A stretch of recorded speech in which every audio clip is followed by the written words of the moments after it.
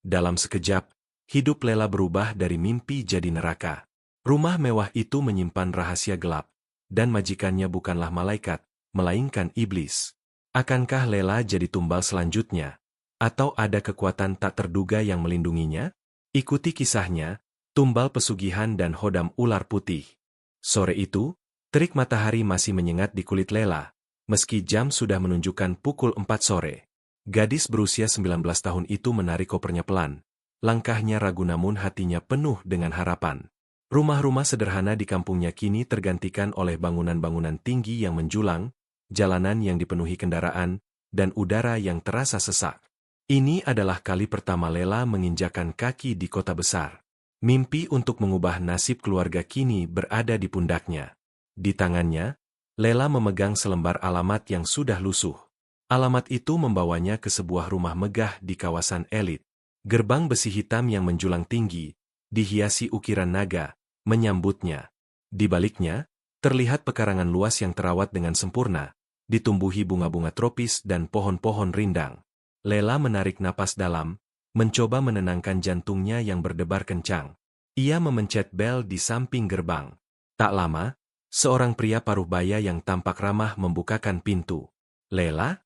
sapa pria itu dengan senyum hangat. "Masuk, nak. Saya Pak Danu." Lela mengangguk, berusaha tersenyum. "Iya, Pak.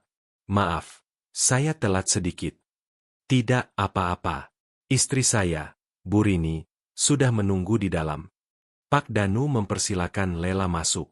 Begitu melewati gerbang, Lela merasakan perubahan aura yang drastis. Rumah ini memang megah. Setiap sudutnya dipenuhi perabotan antik dan hiasan mewah. Namun, ada semacam aura sunyi yang menyelimuti, seperti tidak ada kehidupan di dalamnya. Meskipun begitu, Lela menepis pikiran itu. Ia hanya merasa canggung berada di lingkungan yang begitu asing baginya. Di ruang tamu, Lela disambut oleh Bu Rini, seorang wanita berpenampilan elegan dengan riasan tipis. Bu Rini memeluknya erat, senyumnya sama hangatnya dengan Pak Danu. "Selamat datang, nak. Anggap saja ini rumahmu sendiri," ucap Bu Rini dengan suara lembut. "Kami sudah tidak sabar menunggumu. Kami butuh bantuan untuk mengurus rumah sebesar ini." Lela merasa lega. Pasangan suami istri itu benar-benar terlihat baik. Mereka menjelaskan tugas-tugas Lela dengan detail, mulai dari membersihkan rumah, memasak, hingga merawat taman. Lela mendengarkan dengan seksama, mencatat dalam hati setiap instruksi yang diberikan. Ia bertekad akan bekerja dengan sungguh-sungguh.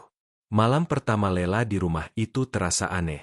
Setelah Bu Rini menunjukkan kamarnya, sebuah kamar kecil yang sederhana di sudut belakang rumah, Lela mencoba membereskan barang-barangnya. Kamarnya bersih. Namun Lela bisa mencium aroma rempah-rempah dan bunga kering yang menyengat, seperti bau kemenyan yang ia kenal di desanya. Ia juga mendengar suara-suara aneh dari arah ruang bawah tanah.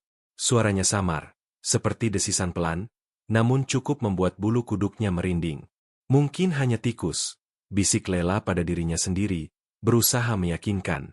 Seiring berjalannya hari, keanehan itu tidak berkurang, justru bertambah. Lela seringkali melihat bayangan hitam melintas di sudut mata, terutama saat malam tiba. Ia juga merasakan hawa dingin yang tiba-tiba menusuk, meskipun pendingin ruangan tidak menyala. Pak Danu dan Bu Rini sering keluar rumah pada malam hari, meninggalkan Lela sendirian.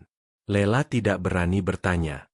Ia hanya menjalankan tugasnya, berharap keanehan ini hanya imajinasinya saja. Namun, yang paling mengganggu Lela adalah mimpinya. Setiap malam, ia selalu bermimpi yang sama. Di dalam mimpinya, Lela berada di sebuah hutan lebat yang gelap. Tiba-tiba, muncul seekor ular putih raksasa dengan sisik yang berkilauan. Ular itu tidak tampak ganas, justru melingkarinya seolah-olah melindungi. Ular itu tidak berbicara, tetapi Lela bisa merasakan kehadirannya yang menenangkan, seolah memberinya kekuatan. Mimpi itu begitu nyata, hingga Lela terbangun dengan napas terengah-engah dan keringat dingin. Ia tidak bisa melupakan tatapan mata ular itu yang begitu dalam dan penuh misteri. Di satu sisi, ia merasa takut, tetapi di sisi lain, ia merasakan kedamaian. Lela tidak tahu apa arti mimpi itu, tetapi ia merasakan firasat aneh bahwa ular putih itu bukanlah makhluk biasa. Ia tidak tahu, mimpi itu adalah awal dari sebuah peringatan. Sebuah peringatan yang akan menyelamatkannya dari takdir yang mengerikan. Sinar matahari pagi yang menembus celah gorden membangunkan Lela. Jam di dinding menunjukkan pukul 6 pagi. Lela meregangkan badannya yang terasa kaku, mencoba mengusir sisa-sisa mimpi semalam. Aroma kemenyan masih tercium samar, membuat Lela mengernyitkan hidungnya. Ia menepis pikiran negatif itu dan segera bersiap untuk memulai pekerjaannya. Hari-hari berlalu. Rutinitas Lela di rumah megah itu mulai terbentuk. Ia bekerja keras, memastikan setiap sudut rumah bersih tanpa celah.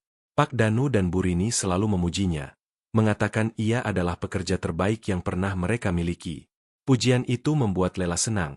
Ia merasa usahanya dihargai. Namun, keanehan-keanehan kecil yang ia rasakan di hari pertama tidak menghilang, justru semakin sering terjadi. Suatu sore, saat Lela sedang menyiram tanaman di halaman belakang, ia melihat sebuah patung kayu berwujud pria tua yang ia yakini berada di ruang tamu, kini terpajang di dekat kolam. Lela menganggap ia salah mengingat, lalu memindahkannya kembali ke dalam. Namun, keesokan harinya, patung itu kembali berada di tempat semula. Lela mulai merasa merinding. Ia yakin bukan dia yang memindahkan patung itu, dan tidak mungkin Pak Danu atau Bu Rini melakukannya. Keanehan lain terjadi saat Lela sedang memasak. Ia seringkali mendengar suara bisikan pelan dari arah dapur, seperti ada yang memanggil namanya. Namun, saat ia menoleh, tidak ada siapa-siapa.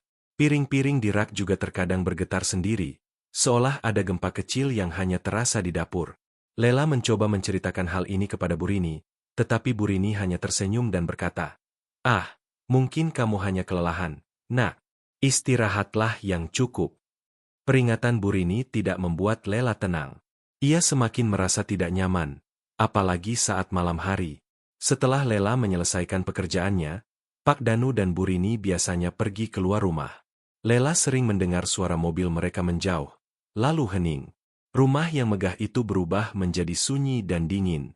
Lela merasa seperti terkunci dalam kesendirian. Ia sering berbaring di tempat tidurnya, memeluk lututnya, dan berdoa agar pagi segera tiba.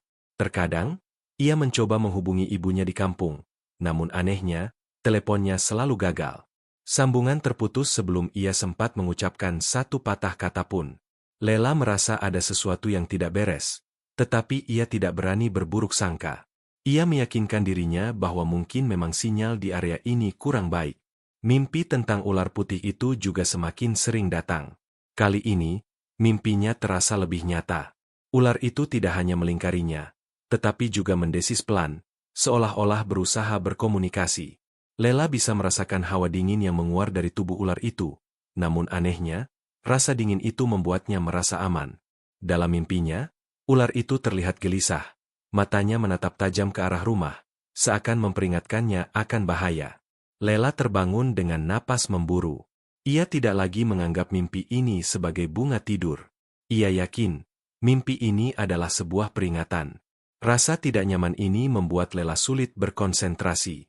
Ia mencoba mencari alasan yang masuk akal, tetapi tidak ada yang bisa menjelaskan semua kejadian aneh ini. Lela memutuskan untuk mencari tahu lebih banyak tentang pasangan suami istri itu. Ia mengamati setiap detail di rumah, setiap foto, setiap barang. Hingga suatu malam, ketika Pak Danu dan Bu Rini pergi, Lela memberanikan diri untuk memeriksa ruang kerja Pak Danu. Di sana, ia menemukan sebuah foto lama yang diletakkan di atas meja. Foto itu menunjukkan Pak Danu dan Bu Rini yang terlihat sangat muda, seolah-olah usia mereka baru sekitar 20 tahunan. Lela mengerutkan kening. Mengapa pasangan yang sudah berumur seperti mereka masih memiliki foto yang begitu tua? Lela menaruh kembali foto itu, lalu matanya menangkap sesuatu yang lebih aneh lagi. Sebuah buku harian yang tergeletak di bawah tumpukan buku lainnya. Lela membuka buku itu dengan hati-hati, tangannya gemetar. Ia melihat daftar nama-nama yang tertulis rapi, dengan tanggal di sampingnya. Nama-nama itu tidak asing baginya, karena itu adalah nama-nama pekerja yang ia dengar pernah bekerja di rumah ini. Di samping setiap nama, ada catatan kecil yang membuat jantung Lela berdegup kencang, hilang tanpa jejak. Lela segera menutup buku itu. Keringat dingin mengucur di dahinya.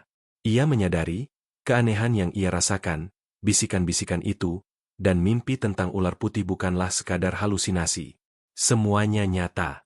Dan Lela adalah korban selanjutnya. Ia telah masuk ke dalam sebuah jebakan maut. Jantung Lela berdegup kencang, memompa darah hingga ke ubun-ubun. Tangannya gemetar saat ia menaruh kembali buku harian itu ke tempatnya semula. Setiap nama yang tertera di sana, dengan catatan mengerikan, hilang tanpa jejak, terasa seperti belati yang menusuknya. Lela menyadari bahwa ia bukan hanya seorang asisten rumah tangga di rumah ini, tetapi juga calon tumbal berikutnya. Ia panik, pikirannya kosong, dipenuhi ketakutan yang mencekam. Ia segera kembali ke kamarnya, mengunci pintu, dan bersembunyi di balik selimut. Malam itu, Lela tidak bisa tidur. Setiap suara yang ia dengar dari luar, setiap bisikan angin, terasa seperti langkah kaki Pak Danu dan Bu Rini yang mendekat. Ia membayangkan apa yang akan mereka lakukan padanya. Rasa sesal menyelimutinya. Mengapa ia begitu polos dan tidak peka? Mengapa ia begitu mudah terperdaya oleh kebaikan palsu mereka? Di tengah ketakutan yang memuncak, Lela kembali terlelap. Mimpi itu datang lagi, lebih hidup dari sebelumnya. Kali ini, Lela tidak berada di hutan, melainkan di sebuah ruangan gelap yang pengap. Ular putih raksasa itu berada di sampingnya, melingkarinya dengan erat. Kali ini, Lela bisa mendengar suara desisannya dengan jelas. Desisannya tidak mengancam, justru terdengar seperti bisikan peringatan. Hati-hati, nak, bisik ular itu. Suaranya terdengar kuno, namun menenangkan. Mereka telah memilihmu. Jangan biarkan mereka mengambilmu. Lela tidak mengerti. Ia mencoba bertanya, siapa kalian? Mengapa kau melindungiku? Aku adalah penjagamu. Aku adalah darahmu. Jangan takut, aku akan selalu bersamamu. Jawab ular itu, sambil menatap lurus ke matanya. Mata ular itu memancarkan cahaya keemasan yang hangat, seolah-olah mentransfer kekuatan padanya. Lela terbangun dengan napas memburu, tubuhnya basah oleh keringat. Tapi kali ini, ia tidak merasakan ketakutan yang sama seperti sebelumnya. Ada perasaan aneh, semacam ketenangan dan kekuatan yang mengalir di dalam dirinya. Ia menoleh ke jendela, matahari pagi mulai menyingsing. Lela tahu, ia tidak bisa lagi diam. Ia harus melarikan diri. Ketika ia keluar dari kamar, ia bertemu dengan Bu Rini di lorong. Bu Rini tersenyum, senyum yang kali ini terasa dingin dan hampa. Sudah bangun, nak? Ayo sarapan, ucapnya. Lela hanya mengangguk, berusaha menyembunyikan ketakutannya. Di meja makan, Pak Danu juga bersikap seperti biasa. Namun, Lela bisa merasakan aura yang berbeda. Tatapan mereka terlalu tajam, senyum mereka terlalu lebar. Mereka seolah-olah sedang menyembunyikan sesuatu, dan Lela tahu apa itu. Ia memutuskan untuk mencoba melarikan diri setelah sarapan. Lela berjalan ke arah pintu depan, pura-pura hendak mengambil jemuran. Namun, pintu itu terkunci. Ia mencoba pintu belakang dan pintu samping, tetapi semuanya terkunci. Lela mulai panik. Ia kembali ke kamarnya, mengambil ponselnya, dan mencoba menelepon ibunya lagi. Sama seperti sebelumnya, sambungan terputus. Lela menatap layar ponselnya, merasa putus asa. Ia tahu, ia tidak bisa lagi melarikan diri. Melihat Lela yang gelisah, Pak Danu dan Bu Rini mendekatinya. Ada apa? Nak, kamu terlihat pucat. Tanya Pak Danu dengan nada yang dibuat-buat khawatir. Lela menelan ludah. Tidak ada apa-apa, Pak. Hanya saja saya merasa kurang enak badan. Oh, begitu. Sayang sekali, ucap Bu Rini. Padahal kami ingin mengajakmu jalan-jalan malam nanti. Tapi sepertinya kamu harus istirahat saja di kamar. Mendengar itu, Lela merasa seluruh darahnya surut. Mengapa mereka tidak mengunci pintu seperti biasanya? Mengapa mereka tidak pergi? Lela menatap mata mereka, dan ia melihat sesuatu yang mengerikan di sana. Mata Pak Danu dan Bu Rini tidak memancarkan kehangatan, melainkan kegelapan yang pekat. Lela menyadari bahwa mereka telah mengetahui ia mencoba melarikan diri. Malam ini, mereka tidak akan meninggalkannya. Malam ini adalah malam yang telah mereka rencanakan sejak awal. Malam ini, mereka akan menjadikan Lela sebagai tumbal. Ketakutan itu kembali datang, kali ini lebih kuat dari sebelumnya. Lela tahu, ia tidak bisa lagi lari. Ia harus melawan. Tapi dengan apa? Malam tiba dengan cepat. membawa serta kegelapan dan udara yang dingin. Lela hanya bisa berdiam diri di kamarnya. Hatinya berdebar tak karuan. Ia tahu, momen yang ia takuti akhirnya datang. Di luar, suara-suara aneh mulai terdengar. Suara desisan, bisikan-bisikan mantra yang dilantunkan dengan pelan, dan bau kemenyan yang kini semakin pekat. Lela menempelkan telinganya di pintu, mencoba menguping. Suara itu berasal dari ruang bawah tanah, tempat yang selama ini ia hindari. Dengan keberanian yang tersisa, Lela membuka pintu kamarnya sedikit. Ia mengintip, dan matanya langsung tertuju pada Pak Danu dan Bu Rini yang berjalan menuju sebuah pintu tersembunyi di bawah tangga. Mereka tidak melihatnya, terlalu fokus pada apa yang mereka lakukan. Lela melihat Pak Danu membawa sebuah wadah berisi dupa, sementara Bu Rini memegang sebuah pisau kecil yang berkilauan.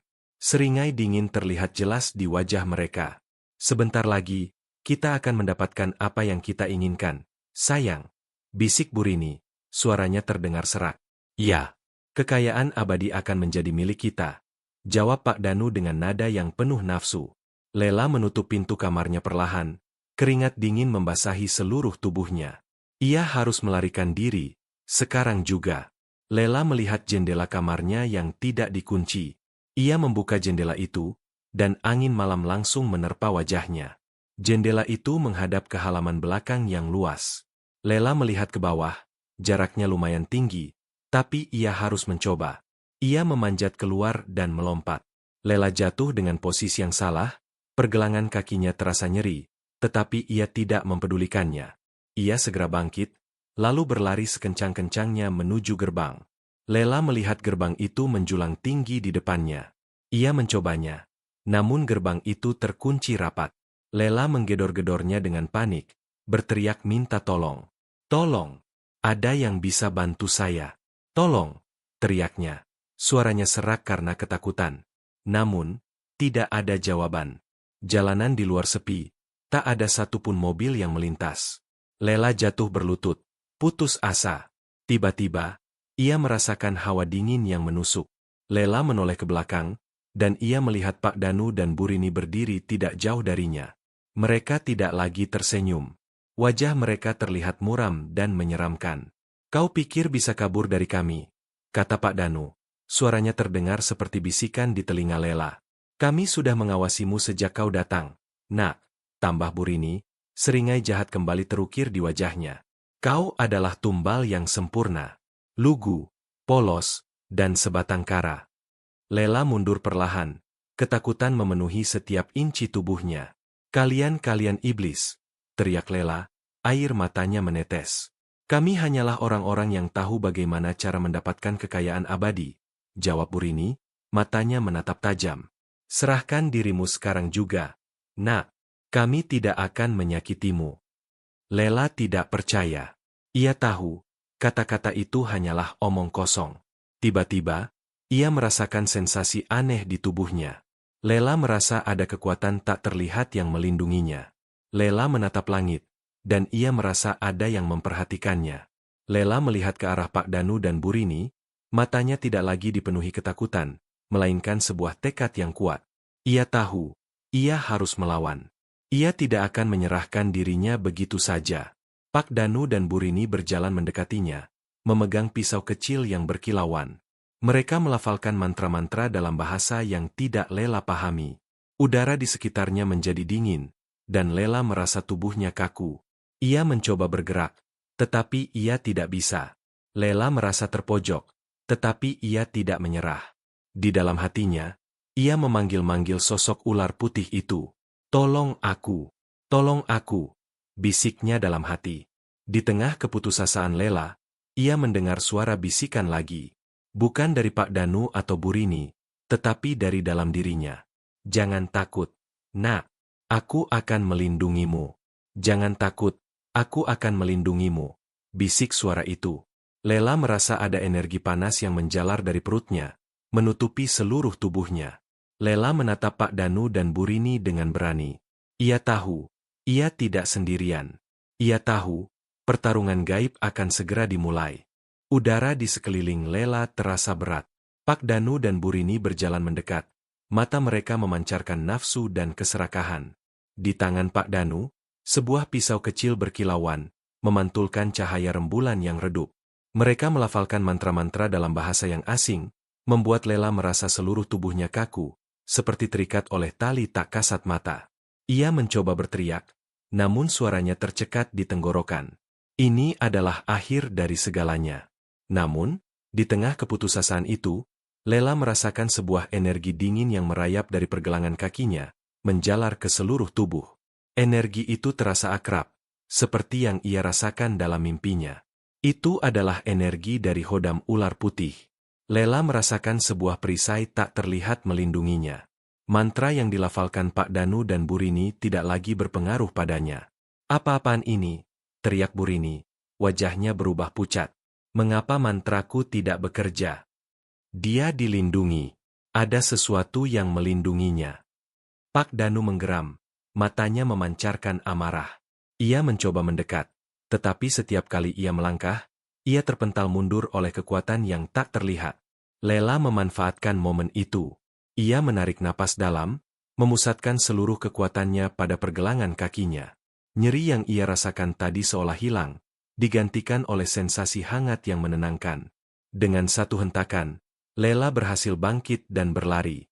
Ia tidak tahu kemana. Ia hanya berlari sejauh mungkin dari Pak Danu dan Burini. Mereka tidak menyerah. Pak Danu dan Burini mengejar Lela dengan cepat. Jangan lari. Kami hanya ingin membantumu, teriak Burini. Suaranya kini terdengar seperti lolongan serigala. Lela tidak peduli. Ia terus berlari, mengikuti instingnya yang membawanya kembali ke dalam rumah, tepatnya ke ruang bawah tanah. Pintu yang tadi tertutup rapat kini terbuka sedikit. Lela tahu ini adalah jebakan, tetapi ia tidak punya pilihan lain. Ia masuk, lalu pintu itu tertutup dengan sendirinya di belakangnya. Ruangan itu gelap dan pengap, dipenuhi dengan bau darah, dupa, dan bunga kering yang membuat Lela mual. Di tengah ruangan, terdapat sebuah lingkaran yang digambar dengan darah. Di dalamnya diletakkan sesajen berupa buah-buahan, kembang, dan sebilah pisau keramat. Lela melihatnya dan seluruh tubuhnya bergetar. Tak lama kemudian, Pak Danu dan Burini muncul. Seringai kemenangan kembali terukir di wajah mereka.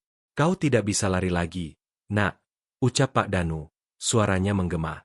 Di sini, tidak ada yang bisa melindungimu. Kau salah, bisik Lela. Tidak ada lagi ketakutan dalam suaranya. Aku tidak sendirian. Pak Danu dan Burini tertawa. Tawa mereka terdengar seperti geraman iblis. Kau pikir ada yang bisa menyelamatkanmu? Kami telah menutup seluruh akses ke dunia luar. Tidak ada yang tahu kau di sini, dan tidak ada yang akan menemukan mayatmu, kata Burini, suaranya berubah menjadi serak. Kami sudah memanggil roh-roh yang lebih kuat. Kau tidak akan bisa melawan mereka, tambah Pak Danu, matanya yang merah menyala menatap Lela dengan tajam. Lela melihat ke sekeliling, dan ia melihat bayangan-bayangan hitam yang mengelilinginya. Ia merasakan hawa dingin yang menusuk. Ia tahu, Pak Danu dan Burini telah memanggil makhluk halus untuk membantu mereka. Lela tidak berani bergerak. Ia merasa jiwanya ditarik dari tubuhnya. Lela memejamkan mata, memanggil lagi sosok ular putih itu. Tolong aku, bisiknya dalam hati. Tiba-tiba, ia merasakan hawa dingin yang merayap di punggungnya. Lalu sebuah desisan keras terdengar di sekeliling ruangan. Lela membuka matanya, dan ia melihat seekor ular putih raksasa yang sama seperti dalam mimpinya. Melingkarinya, sisiknya berkilauan. Ular itu mendesis, memancarkan aura yang kuat dan menakutkan. Pak Danu dan Burini terkejut. Mata mereka melebar ketakutan. Tidak mungkin. Itu Hodam, teriak Burini. Ular itu tidak menjawab. Ia melotot, lalu melompat ke arah Pak Danu dan Burini. Mereka berteriak ketakutan, melemparkan pisau dan sesajen mereka. Mereka mencoba melarikan diri, tetapi ular itu terlalu cepat. Lela hanya bisa menyaksikan dengan mata terbelalak. Ia tahu, pertarungan yang sesungguhnya baru akan dimulai. Ruang bawah tanah yang pengap berubah menjadi medan pertempuran gaib. Ular putih raksasa itu tidak menyerang membabi buta, melainkan bergerak dengan anggun dan cepat, mengitari Pak Danu dan Burini, memancarkan aura spiritual yang begitu kuat hingga Lela bisa merasakan getarannya. Pak Danu dan Burini, yang tadinya penuh kesombongan, kini diliputi rasa takut. Mereka mencoba melarikan diri, tetapi setiap kali mereka bergerak, Tubuh mereka seolah-olah ditarik kembali oleh kekuatan tak terlihat. Tidak, teriak Pak Danu. Roh-roh, bantu kami. Serang dia. Tiba-tiba, bayangan-bayangan hitam yang mengelilingi Lela mulai bergerak. Mereka menyerang ular putih itu, mencoba melahapnya. Lela melihatnya dengan ngeri. Namun ia tahu ia tidak bisa berbuat apa-apa. Ia hanya bisa berdoa dalam hati agar ular putih itu menang. Ular itu mendesis marah. Suaranya menggema di seluruh ruangan. Ia tidak menyerang balik, tetapi energinya memancar, membuat bayangan-bayangan itu hancur menjadi debu hitam. Burini, yang melihat roh-roh pelindungnya hancur, tidak menyerah. Ia mengeluarkan sebuah kalung dari sakunya. Kalung itu terbuat dari tulang dan dihiasi dengan permata hitam. Ia mengangkat kalung itu, lalu melafalkan mantra yang lebih kuat dari sebelumnya. Kalung itu bersinar, memancarkan cahaya hitam yang pekat. Cahaya itu membentuk sebuah tombak, lalu melesat ke arah ular putih itu. Ini adalah kekuatan dari leluhur kami. Tidak ada yang bisa melawannya, teriak Burini dengan penuh keyakinan. Tombak itu melesat dengan cepat, mengarah tepat ke kepala ular putih. Lela menutup matanya, takut melihat apa yang akan terjadi. Namun, ia tidak mendengar suara tabrakan. Lela membuka matanya perlahan. Ia melihat tombak itu berhenti di depan kepala ular, lalu hancur menjadi butiran debu hitam. Ular putih itu tidak terluka sama sekali. Bagaimana bisa? Bisik Pak Danu dan Burini. Wajah mereka penuh keputusasaan. Kalian tidak bisa melawan kebaikan dengan kejahatan. Bisik Lela. Suaranya terasa kuat dan mantap, bukan seperti suara gadis polos yang datang beberapa minggu lalu. Dia adalah penjagaku. Kalian tidak akan bisa menyakitinya. Ular putih itu menatap Pak Danu dan Burini. Matanya bersinar keemasan. Lalu ia melesat dengan cepat, melilit tubuh Pak Danu dan Burini. Mereka berteriak kesakitan. Tubuh mereka mulai mengering. Ular itu tidak melukai mereka secara fisik, melainkan menyerap energi gelap yang mengalir dalam tubuh mereka. Pak Danu dan Burini berteriak, memohon ampun. Hentikan! Hentikan! Kami mohon! Teriak mereka. Namun, ular putih itu tidak mempedulikannya. Ia terus menyerap energi gelap itu, sampai tubuh Pak Danu dan Burini menjadi kaku. Kulit mereka mulai mengering dan menghitam, dan wajah mereka menunjukkan ekspresi ketakutan yang luar biasa. Lela melihatnya dengan mata terbelalak, namun ia tidak merasa kasihan sedikitpun. Mereka layak mendapatkan hukuman itu. Ular putih itu melilit mereka dengan lebih erat, dan Lela bisa melihat sebuah cahaya keemasan yang keluar dari tubuhnya, menutupi seluruh ruangan. Cahaya itu terasa hangat dan menenangkan, dan Lela tahu, pertarungan ini sudah berakhir. Ia telah menang. Raungan kesakitan Pak Danu dan Burini akhirnya mereda. Tubuh mereka yang terikat oleh lilitan ular putih raksasa itu kini membeku. Kulit mereka yang tadinya keriput, kini semakin mengering dan menghitam, bagai mumi. Wajah mereka membeku dalam ekspresi teror yang tak terlukiskan. Lela menyaksikan dengan mata nanar. Ia tak lagi merasa takut, melainkan merasa lega. Dendam para tumbal yang selama ini bersemayam di rumah itu, kini terbalaskan. Setelah Pak Danu dan Burini benar-benar tak berdaya, ular putih itu melepaskan lilitannya. Tubuh mereka jatuh ke lantai dengan suara yang nyaris tak terdengar. Lantas hancur menjadi abu hitam yang beterbangan. Abu itu melayang-layang di udara, lalu menghilang, seolah-olah mereka tidak pernah ada. Ruangan yang tadinya gelap dan pengap, kini terasa lebih terang. Aroma kemenyan yang menyengat juga sirna, digantikan oleh aroma bunga melati yang segar dan menenangkan. Ular putih itu menoleh ke arah Lela. Mata keemasannya menatap Lela dengan lembut, seolah-olah sedang memberikan semangat. Ular itu lalu mendesis pelan. Suaranya terdengar seperti bisikan di telinga Lela. Kau sudah aman, nak. Kau sudah aman. Lela membalas tatapan ular itu dengan penuh rasa syukur. Ia mendekat, tangannya gemetar, dan mengusap kepala ular itu dengan perlahan. Ular itu tidak menolak, justru mendesis dengan lembut, seolah-olah menikmati sentuhan Lela. Tiba-tiba, Lela mendengar suara retakan dari atas. Ia menoleh, dan ia melihat atap ruangan itu mulai runtuh. Retakan itu semakin membesar, dan puing-puing mulai jatuh. Lela segera mundur, merasa panik. Ular itu menatapnya, lalu mendesis lagi. Pergi, pergi sekarang. Lela mengangguk, lalu berlari sekencang-kencangnya menuju pintu keluar. Ia mencoba membuka pintu itu, tetapi pintu itu terkunci. Ia menggedor-gedornya dengan panik. Air matanya kembali menetes. "Tolong! Tolong aku!" teriaknya. Namun, tidak ada jawaban. Suara keruntuhan semakin keras, dan Lela tahu, ia tidak punya banyak waktu. Ular putih itu melihat kepanikan Lela.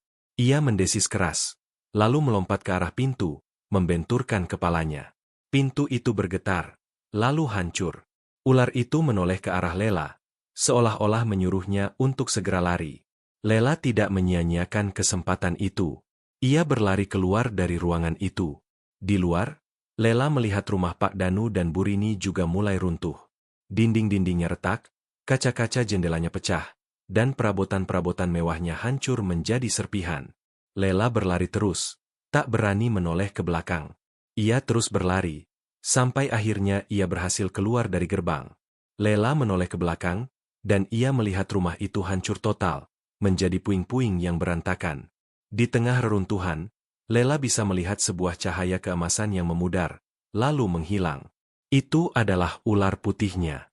Ia kembali ke asal, ke alam gaib, setelah menyelesaikan tugasnya. Lela terduduk di jalanan, napasnya memburu. Pergelangan kakinya terasa nyeri, tetapi ia tidak mempedulikannya. Lela hanya bisa menangis. Menangis karena lega, menangis karena trauma, dan menangis karena ia berhasil selamat. Ia menatap langit, lalu berbisik, "Terima kasih." Malam itu, Lela berjalan menyusuri jalanan yang sepi. Ia berjalan tanpa tujuan, air matanya tak berhenti mengalir. Ia tidak tahu kemana ia harus pergi, tetapi ia tahu, ia sudah bebas. Bebas dari jebakan maut, bebas dari Pak Danu dan Burini, dan bebas dari ketakutan. Ia tahu, hidupnya tidak akan pernah sama. Ia tidak akan pernah melupakan malam ini. Malam di mana ia harus berhadapan dengan iblis, dan malam di mana ia berhasil menang, berkat hodam ular putih. Ia telah berhasil melewati titik balik dalam hidupnya. Reruntuhan rumah mewah itu masih mengepulkan asap. Lela terus berjalan tanpa alas kaki. Pergelangan kakinya yang terkilir tidak lagi terasa nyeri. Seluruh inderanya terasa kebas. Ia tidak merasakan apa-apa, kecuali sensasi hampa yang mencekam. Malam itu, Lela berjalan tak tentu arah, mengikuti instingnya yang membawanya menjauhi rumah neraka itu. Ia berjalan terus, sampai akhirnya ia tiba di sebuah jalan raya. Di sana, Lela melihat sebuah taksi. Ia menghentikan taksi itu, lalu masuk, tubuhnya gemetar. "Kemana, Non?" tanya sopir taksi itu dengan ramah. Lela hanya bisa menyebutkan alamat terminal bus. Sopir taksi itu menatapnya dengan heran, namun tidak bertanya lebih lanjut. Di sepanjang perjalanan, Lela hanya terdiam. Ia menatap keluar jendela, melihat lampu-lampu kota yang bersinar, namun Lela tidak bisa melihat keindahan di sana. Yang ia lihat hanyalah bayangan-bayangan Pak Danu dan Burini, seringai jahat mereka, dan teriakan kesakitan mereka. Lela memejamkan mata, berusaha mengusir bayangan-bayangan itu dari kepalanya. Setelah tiba di terminal, Lela segera membeli tiket bus ke desanya. Ia duduk di kursi tunggu, memeluk tas kecilnya. Lela tidak membawa apa-apa, hanya uang yang ia punya. Ia tidak peduli. Ia hanya ingin kembali ke kampung halamannya, ke tempat di mana ia merasa aman. Di tengah malam yang dingin, Lela naik bus. Ia memilih kursi di dekat jendela, lalu menyandarkan kepalanya. Ia tidak bisa tidur. Ia terus memikirkan apa yang terjadi. Pertarungan gaib di ruang bawah tanah, kehancuran rumah itu, dan hilangnya Pak Danu dan Burini. Lela masih tidak bisa percaya. Ia tidak tahu apa yang ia alami. Apakah itu nyata? Atau hanya mimpi buruk? Lela mencubit tangannya, merasakan sakit. Itu nyata. Semuanya nyata. Lela menghela napas panjang. Fajar menyingsing saat bus itu tiba di desanya. Lela turun dari bus, menghirup udara segar yang terasa akrab. Ia berjalan menyusuri jalan setapak, menuju ke rumahnya. Lela melihat rumah kecilnya dari kejauhan. Ibunya sedang menyapu halaman, dan ayahnya sedang duduk di kursi kayu, membaca koran. Lela tidak bisa menahan air matanya. Ia berlari, memeluk ibunya erat-erat. "Lela, kenapa kamu pulang? Kenapa tidak menelepon dulu?" tanya ibunya. terkejut melihat Lela yang datang tiba-tiba. Lela tidak bisa menjawab. Ia hanya bisa menangis di pelukan ibunya. Ibunya mengelus punggung Lela, mencoba menenangkannya. Ayahnya datang, dan menatap Lela dengan khawatir. "Ada apa, Nak? Ceritakan pada kami," ucap ayahnya. Suaranya lembut. Lela menarik napas dalam, lalu menceritakan semuanya. Mulai dari kebaikan palsu Pak Danu dan Burini, keanehan-keanehan yang ia rasakan, mimpi-mimpi tentang ular putih, hingga pertarungan gaib di ruang bawah tanah. Lela menceritakannya dengan terbata-bata. Suaranya serak karena menangis. Ibunya dan ayahnya mendengarkan dengan seksama. Wajah mereka menunjukkan ekspresi terkejut dan tidak percaya. Setelah Lela selesai bercerita, ayahnya menatap Lela, lalu tersenyum. "Kau telah kembali, Nak. Kau telah berhasil melaluinya." "Bagaimana, Pak?" tanya Lela, tidak mengerti. "Ular putih itu, Nak," jawab ayahnya. "Itu adalah hodam penjaga yang diwariskan secara turun-temurun di keluarga kita.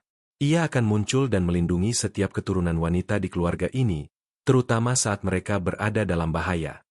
Lela terkejut. "Hodam?" Ayahnya mengangguk. "Ya, nenek moyang kita memiliki ilmu spiritual yang kuat.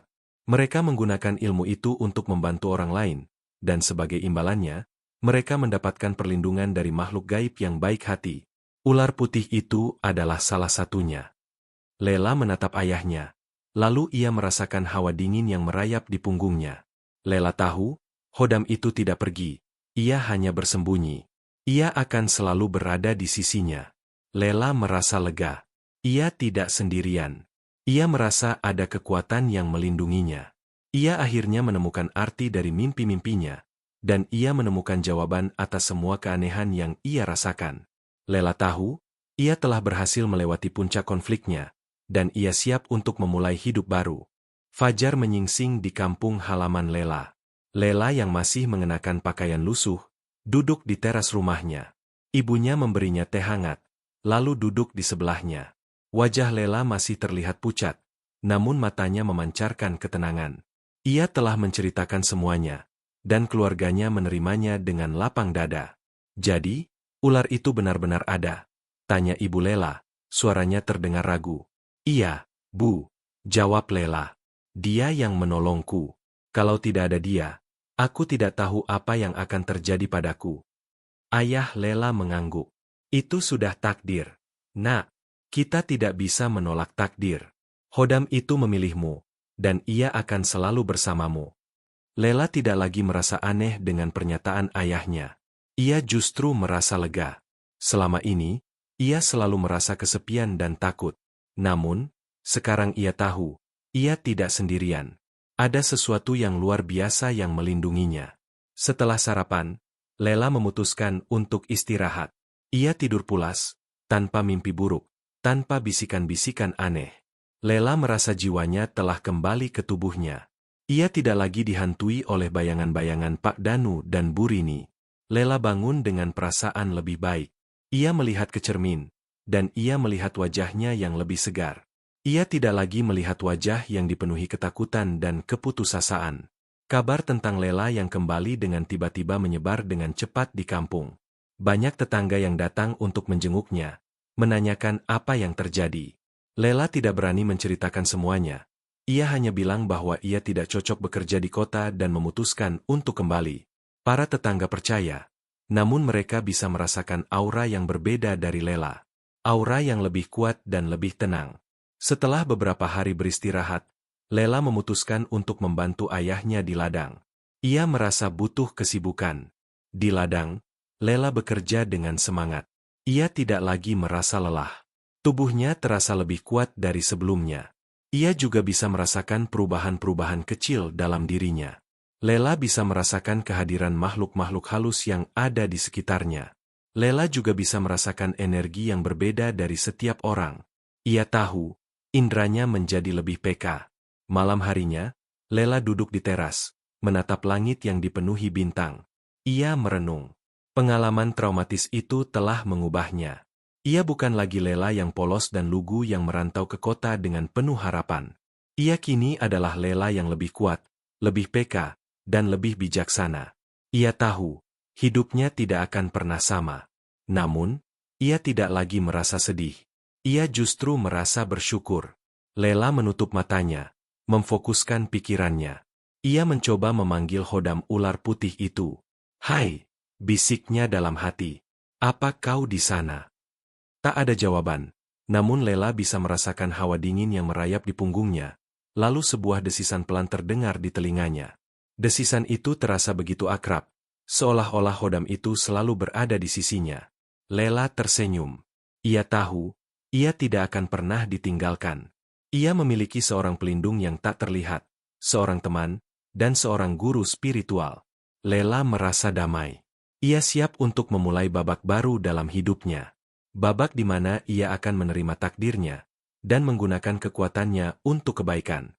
Meskipun Lela telah kembali ke desa dan berada di tengah keluarganya, bayang-bayang trauma itu tidak sepenuhnya hilang. Terkadang, di tengah malam yang sunyi, Lela masih terbangun dengan napas memburu, teringat akan wajah Pak Danu dan Bu Rini yang penuh amarah. Namun, Lela tidak menyerah pada ketakutan itu. Ia belajar untuk mengendalikan dirinya, mengarahkan pikirannya pada hal-hal yang positif. Ia tahu, ia harus melanjutkan hidup.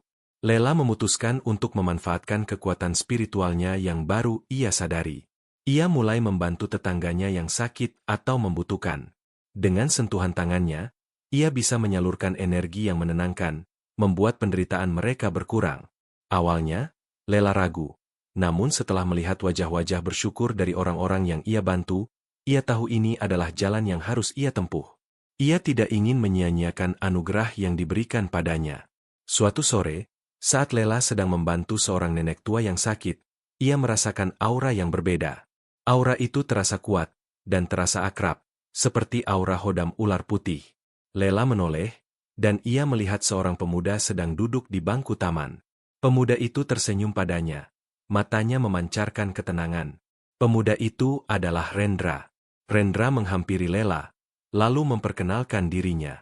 "Aku tahu apa yang kamu alami," ucapnya. Suaranya tenang dan lembut. "Aku juga memiliki kemampuan yang sama sepertimu." Lela terkejut. "Kamu, bagaimana kamu tahu?" "Aku bisa merasakannya. Kamu dilindungi oleh sesuatu yang kuat," jawab Rendra. "Kamu tidak sendirian. Ada banyak dari kita di luar sana. Orang-orang yang memiliki kemampuan spiritual untuk membantu orang lain." Lela merasa lega. Ia akhirnya menemukan seseorang yang bisa memahaminya. Lela dan Rendra mulai sering bertemu.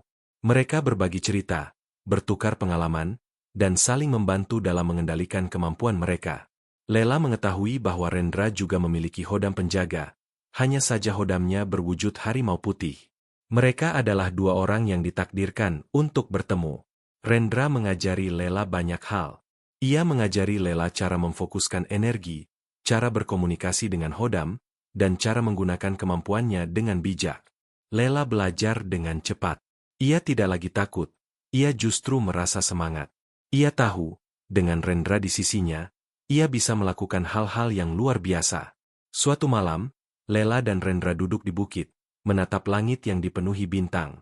"Apakah kamu pernah menyesali semuanya?" tanya Rendra, memecah keheningan. Lela menatap Rendra, lalu tersenyum.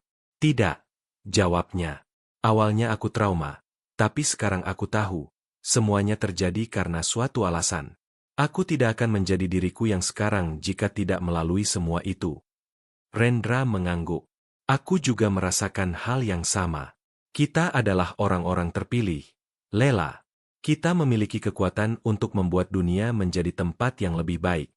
Lela menatap langit. Ia melihat bintang-bintang yang bersinar. Ia tahu, hidupnya tidak akan pernah sama. Ia tidak akan pernah melupakan Pak Danu dan Bu Rini, namun Lela juga tidak akan membiarkan trauma itu menghancurkannya. Ia akan menggunakan kekuatan yang diberikan padanya untuk kebaikan. Lela tahu, ini adalah awal dari babak baru dalam hidupnya. Babak di mana ia akan menemukan jati dirinya yang sesungguhnya. Pagi di desa terasa begitu damai. Lela berjalan menyusuri jalan setapak menuju ladang, ditemani oleh Rendra. Ia tersenyum, merasakan hangatnya sinar matahari dan sejuknya embun pagi di kakinya. Hidupnya kini terasa lebih bermakna. Ia tidak lagi tertekan oleh trauma masa lalu, melainkan fokus pada apa yang bisa ia berikan untuk orang lain. Ia menemukan kebahagiaan sejati dalam membantu. Selama beberapa bulan terakhir, Lela dan Rendra telah menjadi pasangan yang tak terpisahkan. Mereka bekerja sama, membantu penduduk desa yang membutuhkan, menyembuhkan yang sakit, dan memberikan nasihat spiritual bagi mereka yang kehilangan arah. Lela tidak lagi merasa malu atau takut dengan kemampuannya. Ia kini bangga menjadi dirinya sendiri, seorang gadis yang dilindungi oleh Hodam Ular Putih. Suatu hari, Lela dan Rendra duduk di sebuah bukit, memandang ke arah matahari terbenam. Langit berwarna jingga, memancarkan keindahan yang luar biasa. "Apa yang akan kamu lakukan setelah ini?" tanya Rendra. Lela tersenyum. "Aku tidak tahu. Tapi aku tahu. Aku akan terus membantu orang lain. Aku tidak akan pernah berhenti." "Aku juga," jawab Rendra. "Kita tidak bisa menolak takdir. Kita diberi anugerah ini untuk tujuan tertentu." Lela mengangguk. Ia memejamkan mata, merasakan hembusan angin yang lembut. Ia memusatkan pikirannya, dan ia bisa merasakan kehadiran Hodam Ular Putih di dalam dirinya. Hodam itu tidak lagi terasa seperti entitas asing. Ia kini adalah bagian dari Lela, bagian dari jiwanya. Pengalaman pahit yang Lela alami telah mengubahnya.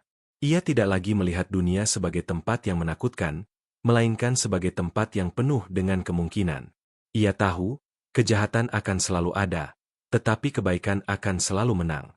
Ia tahu, selama ia memiliki hodamnya, ia akan selalu aman.